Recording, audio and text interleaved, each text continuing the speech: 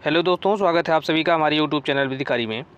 दोस्तों, इस वीडियो में हम देखेंगे कि अभी सर्वोच्च न्यायालय के द्वारा हाल ही में एक डिसीजन आया है जिसमें कि सर्वोच्च न्यायालय ने 2 फिंगर टेस्ट को पूरी तरह से बैन किया है और इसे इस जांच को अगर यदि किसी डॉक्टर के द्वारा किया जाता है तो उस कार्य को एक अपराध घोषित किया है। और यह जो वीडियो है यह उत्तर प्रदेश पीसीएसजे की परीक्षा के लिहाज से बेहद महत्वपूर्ण है और यह जो है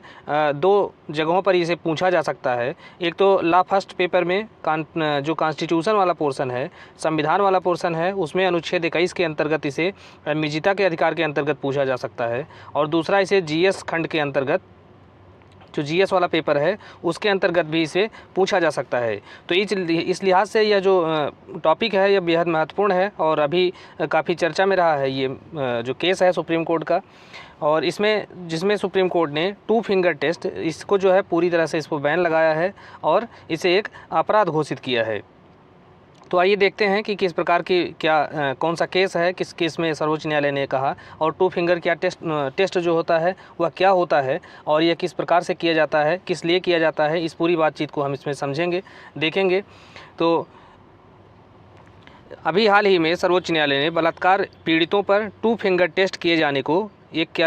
कदाचार घोषित किया है और इस पर तत्काल रोक लगाने का आदेश दिया है। न्यायालय ने यह भी माना कि जो 2 फिंगर टेस्ट है वह महिला की निजता का अधिकार अर्थात राइट टू प्राइवेसी, जो कि उसे संविधान के अनुच्छेद 21 के अंतर्गत उसे प्रदान किया गया है, तो उस अधिकार का उल्लंघन है। इसलिए यौन हमले की जो परीक्षण है उसके लिए किसी बेहतर चिकित्सा प्रक्रिया को अपनाया जाना चाहिए और इस 2 फिंगर टेस्ट को उसमें जो है समाप्त किया जाना चाहिए, इस प्रक्रिया को। और 2 फिंगर टेस्ट क्या होता है, ये तो अगर हम इसको देखेंगे तो 2 फिंगर टेस्ट आखिर होता क्या है, किस टेस्ट को कहा जाएगा कि ये 2 फिंगर टेस्ट है। तो इस टेस्ट में जो है कौमार्य परीक्षण किया जाता है किसी महिला का, अर्थात जो महिला है उसके जननांग में अर्थात उसके प्राइवेट पार्ट में 2 उंगली डालकर यह चेक किया जाता है कि उसके साथ जो है लैंगिक संबंध स्थापित किया गया है या नहीं किया गया है। तो अभी तक जो है किसी बलात्कार पीड़िता की जो पीड़िता है उसकी मेडिकल जांच में जो डॉक्टर हैं ये इसी तरीके से जो है उसका टेस्ट करते थे कि उसके साथ जो है लैंगिक संबंध स्थापित किया गया है या नहीं किया गया है, उसके साथ रेप किया गया है या नहीं किया गया है। और इस बात में जो है न्यायालय इस केस में कहता है कि यह एक अवैज्ञानिक अभ्यास है, अर्थात यह कोई भी एक वैज्ञानिक तरीका नहीं है, यह बिल्कुल भी अवैज्ञानिक तरीका है और इससे अपराध के संबंध में कोई भी जानकारी नहीं प्राप्त होती है और इस टेस्ट का अपराध से कोई लेना देना नहीं है। और जो डॉक्टर इस प्रकार का परीक्षण करता है वह एक अपने कदाचार का दोषी होगा और उसे जो है दंडनीय बनाया गया है और उसे जो उसका जो लाइसेंस है, डॉक्टर का जो लाइसेंस है, उस लाइसेंस को भी निरस्त किया जा सकता है अगर वह इस प्रकार के 2 फिंगर टेस्ट को करता है। और यह जो निर्णय है यह सर्वोच्च न्यायालय के द्वारा एक महत्वपूर्ण केस आई है अभी 2022 में, झारखंड राज्य बनाम शैलेंद्र कुमार राय और पांडव राव। तो इस केस में जो है सर्वोच्च न्यायालय ने 2 फिंगर टेस्ट को बैन किया है। अब हम देखते हैं कि इसमें सर्वोच्च न्यायालय ने क्या कहा है। सर्वोच्च न्यायालय ने कहा कि 2 फिंगर जो है इसका कोई वैज्ञानिक आधार नहीं है और इसके बजाय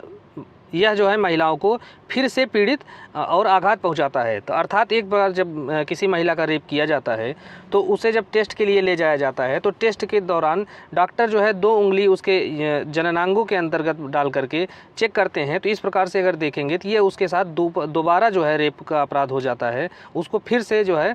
यह आघात पहुँचाता है उस महिला को, चूँकि वह पहले से ही पीड़ित है तो उसे फिर से पीड़ित करता है और फिर से उसे आघात पहुँचाता है। और इस मामले में पीड़िता का जो 2 फिंगर टेस्ट किया गया था ताकि उसे पता लगाया जा सके कि उसके साथ रेप हुआ है या नहीं हुआ है। तो दोस्तों यह 2022 का जो डिसीजन है इसमें जो है यह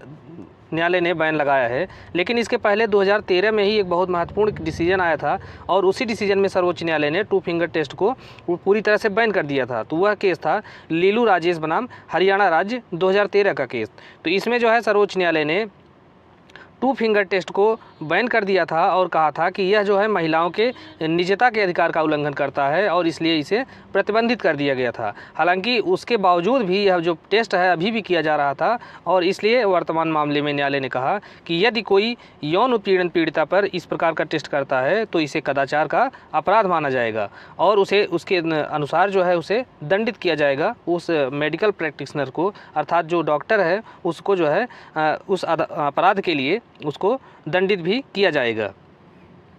न्यायालय ने कहा कि टू फिंगर टेस्ट नहीं किया जाना चाहिए और यह जो टेस्ट है इस गलत धारणा पर आधारित है कि एक यौन रूप से सक्रिय महिला, अर्थात यौन रूप से सक्रिय महिला का तात्पर्य है अगर मान लीजिए कोई महिला विवाहिता है और अपने पति के साथ रहती है और वह सेक्सुअल जो है एक्टिव है, या कोई ऐसी महिला है जो कि अपने प्रेमी के साथ लिव इन रिलेशन में रहती है और ऐसी स्थिति में उसका जो है रेगुलर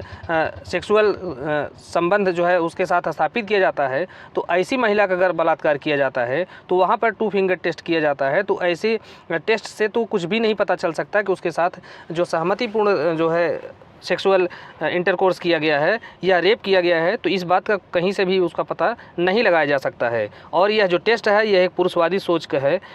इसके अनुसार एक महिला यह कहती है कि उसके साथ बलात्कार किया गया है तो उसके ऊपर इसलिए विश्वास नहीं किया जाता कि वह एक यौन रूप से सक्रिय महिला है। अर्थात यह जो टेस्ट है इस पुरुषवादी सोच पर आधारित है कि अगर कोई विवाहिता स्त्री है या सेक्सुअली जो एक्टिव कोई महिला है वह अगर कहती है कि उसके साथ रेप किया गया है, तो ऐसी स्थिति में टू फिंगर टेस्ट के द्वारा उससे पता लगाया ही नहीं जा सकता है कि उसके साथ रेप हुआ है या नहीं हुआ है। और एक्चुअल में जो टू फिंगर टेस्ट है इससे जो है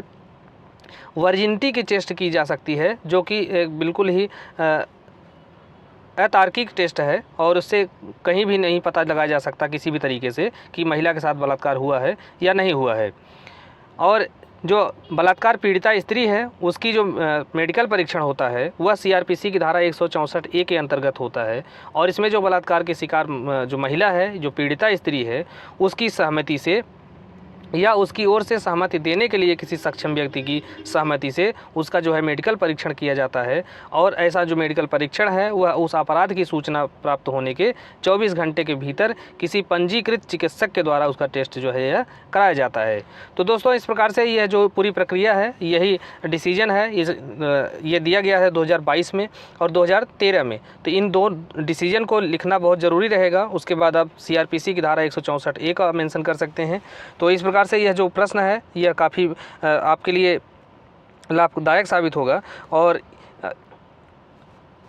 पीसीएसजे मेंस के लिए आपको इस प्रकार के और भी वीडियो प्राप्त करने के लिए आप हमारे चैनल विधिकारी को सब्सक्राइब करें, ताकि आपको हम समय समय पर इस तरह के जो कंटेंट है वो मुहैया कराते रहें। और यह जो है लॉ के पर्पज़ से, जीएस के पर्पज़ से भी, अब जो है दोनों पर्पज़ से यह वीडियो काफ़ी महत्वपूर्ण होगा। तो इसी के साथ अपने वीडियो को समाप्त करते हैं और हमारे चैनल पर बने रहने के लिए उसको सब्सक्राइब जरूर कीजिए। धन्यवाद।